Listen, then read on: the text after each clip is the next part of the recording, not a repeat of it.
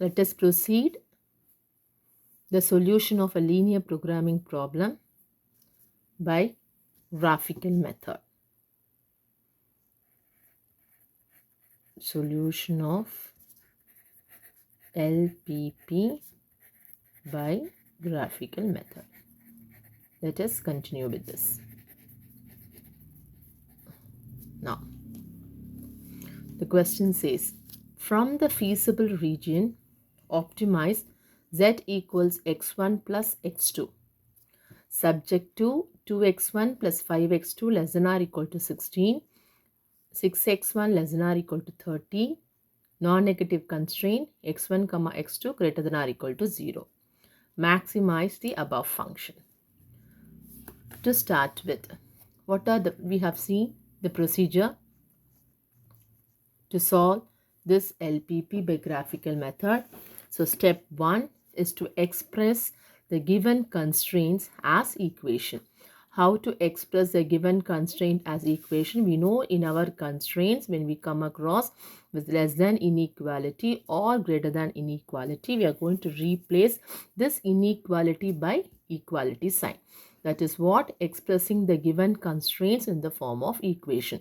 So this 2x1 plus 5x2 will become equal to 16. 6x1 equal to 30. This is what to start with step 1. Step 1 to start with expressing the constraints as equations, and we call the first constraint expressing as equation, representing as equation 1, the following one as equation 2. Then what is the next part? We are going to proceed in step 1. We have to draw the graph of above these two equations. How to draw the graph of above these two equations? By getting the points of the respective equation. Now, how to get the points of each equation? The simple procedure is assuming x1 equal to 0, getting x2 value, and putting x2 is equal to 0, finding x1 value. We form the respective points of the equation. So how are we going to do so? So in our equation 1, 2x1 plus 5x2 is equal to 16. Put x1 is equal to 0. When we put x1 is equal to 0, we come to know 2 of 0 plus 5x2 equal to 16. That gives x2 is equal to 16 by 5.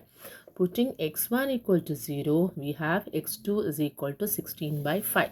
This forms the first coordinate for equation 1. Likewise, we have to put in the same equation 1, x2 is equal to 0, and let us find the x1 value. So in the same equation 1, if we put x2 is equal to 0, we get x1 is equal to 8.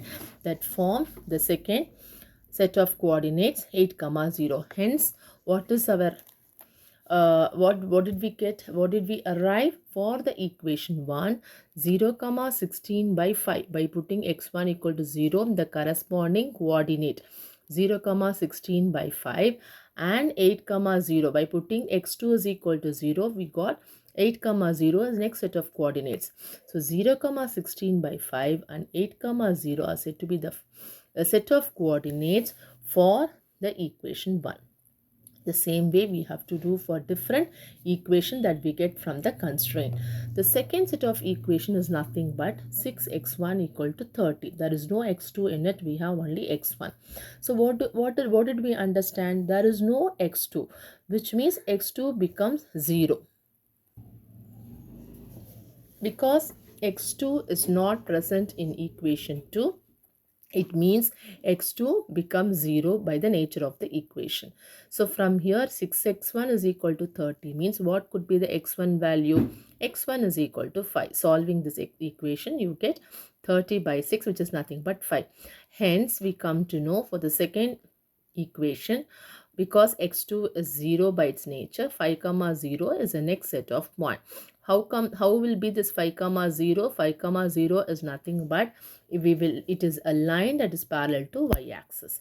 So now for the given two constraints, we have arrived the corresponding set of points to plot it in a graph. So now we proceed step 2. What are we going to do in step 2? Step 2 is to obtain the feasible region. That is, let us have a graph with x1 axis, x2 axis, and we are going to plot the points that we arrived in equation 1 and equation 2. Equation 1, the points were, what are the points we arrived in equation 1? We got it 0, 16 by 5. 16 by 5 means approximately 3 point. 0, 16 by 5 and 8, 0. So let us plot the 0, 16 by 5 and 8, 0 will give the first line over here. So this is plotting the points. This point will be 8, 0 and this point will be 0, 16 by 5. 16 by 5 is nothing but approximately 3.2. So when we're going to plot these 2 points, joining these 2 points become a straight line. Therefore, soon after drawing this line, we represent this is the line of equation 1. That is why instead of writing that big equation, I simply write what is our equation. Our equation E1 is nothing but 2x1 plus 5x2 is equal to 16. Instead of writing this long expression, I simply represent by the corresponding equation number, that is equation 1. Now once the equation one line is drawn, we are going to shade the respective region depending upon the inequality given. That is what this, as per the given problem, for equation 1, 2x1 plus 5x2 is less than or equal to 16. So what is the inequality present over here? Less than or equal to.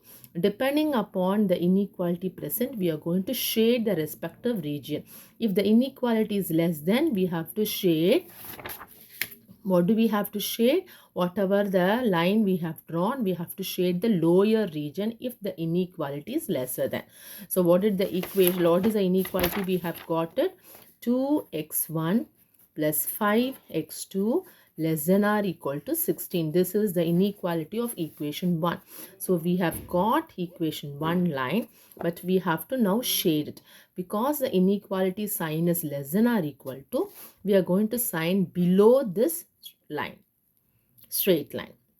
So for every constraint, we will be getting a corresponding equation. For every such equation, we have to give a different shading. So hence, to start with the first line, we are going to shade with the vertical marking. So this completes the shading of equation 1. What is equation 2? The inequality 2 is going to be 6.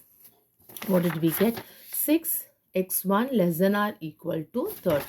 So we have the second constraint with 6x1 less than or equal to 30. So we got the respective point. What is the point of equation 2? The point of equation 2 is nothing but 5, 0. So plotting the point 5, 0 will give us a line for equation 2. So let me plot this 5, 0. This is nothing but, this is x1 is 5, x2 is 0, that lies on x1 axis. So this is the point 5, 0. So when we are going to draw a line, this line is nothing but parallel to the second axis. This is what we say over here. What it with a straight line for this point 5, 0 is nothing but a line parallel to y-axis. This is what our understanding. So now what do we know? What do? We arrive the second line, and let us mark the equation number 2 over here. After which, once it is done, we are going to shade the region. How are we going to shade the region? The constraint says lesser than. Whenever it is say lesser than inequality, wherever the line is drawn, below that, okay, before that. So that is going to be the shading part. So let me give a shading called horizontal shading. So once the shading for different constraint is done, we are going to find a region called feasible region. What do we mean by feasible region? What is a feasible region? It is the intersection of all the different shading that we do for different constraint. It is a region where we are able to identify the intersection of all the different shading we have given for different constraints. So here we had got only two constraints with two different shadings. So what is the intersecting part of both the marking vertical line and the horizontal line? We are able to identify this part, this portion as an intersecting portion of both the marking of vertical lines and horizontal lines. Hence, this part is said to be the feasible region. So, we arrived a feasible region. The moment we arrive a feasible region, we must be in a position to mark the corners of the feasible region. So, the corners over here are O at the origin, A, B, C. Wherever we are able to see a point, that is said to be the corner in that feasible region. So now to the step 2 of our graphical method is to obtain the feasible region and to we have found the feasible region and to mark the corners of the feasible region. So we found the feasible region. I have made it in the red color boundary. That is going to be the feasible region with the corners, the points called O, then A, then B and C. So this completes step 2, that is to identify the feasible region. What is step 3? For that feasible region, whatever the different corners are available, we have to find the respective coordinates. So step 3 is to get the points at the corners of the feasible region. What is the first corner? We have a corner O. O means what? The origin. Always the origin corner will be x1 is also 0, x2 is also 0. Therefore, it becomes 0, 0. So, we have written the corner O is 0, 0. What is the next corner? We have the corner A. What is a corner A? The corner A is a point which takes up the coordinate unit 5 in the x1 axis and unit 0 in the x2 axis. So we get the point 5, 0. So A will become 5, 0. What happened to the corner B? Corner B, we are unable to get the coordinate directly.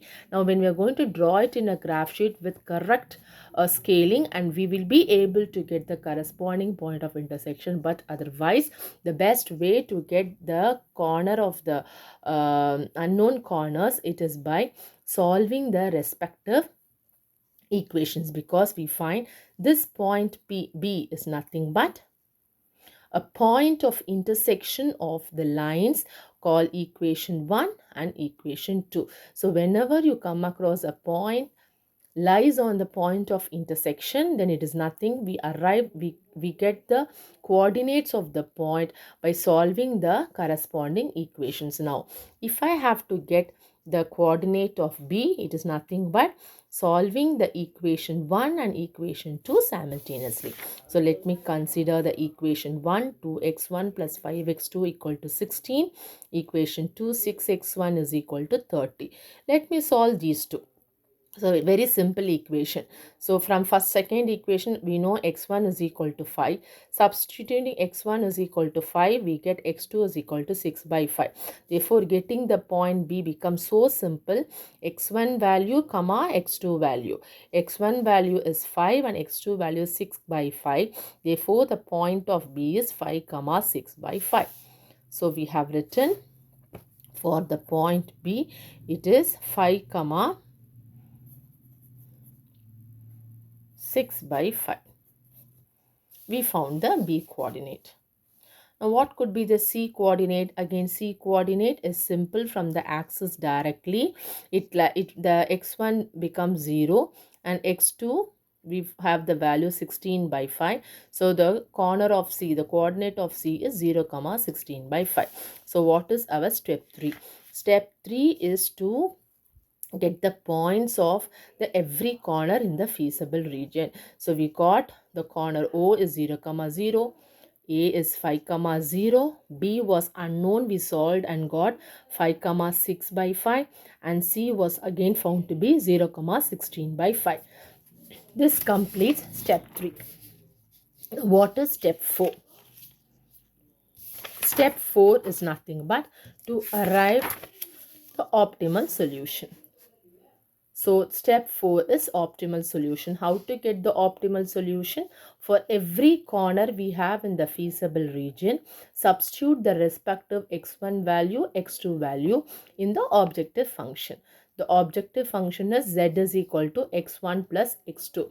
In this equation, x1 plus x2, for every corner, x1 will take up the respective point and x2 will take up the respective point. And we substitute and we find the z values. So to start with, for the corner 0 comma 0, 0 comma 0, what happens? X1 is 0, x2 is 0. So z value is found to be 0. Going for 5 comma 0, substitute x1 is equal to 5, x2 is equal to 0, 5 plus 0 will become 5. Likewise 5 comma 6 by 5, substitute x1 is equal to 5, x2 is equal to 6 by 5, taking LCM we got 31 by 5. And at last 0 comma 16 by 5 is going to be 16 by 5. For every corner of the feasible region, these are the different z values. The procedure to find the optimal solution is substitute every corner point in the objective function, and because the objective is to maximize from the different z values, choose the biggest z value, largest z value, the highest z value. So here z is equal to 0, here z is equal to 5, here z is equal to 31 by 5. 31 by 5 means approximately when we divide, it is 6.2, and 16 by 5. When we divide 16.5, it will be approximately 3.2. So out of the 4 numbers, 4 values, 6.2, the fractional number 31 by 5 is maximum. So hence this is chosen to be the optimal solution. Hence the conclusion is optimal solution is 31 by 5, for which x1 is equal to 5 and x2 is equal to 6 by 5. And this completes our solution.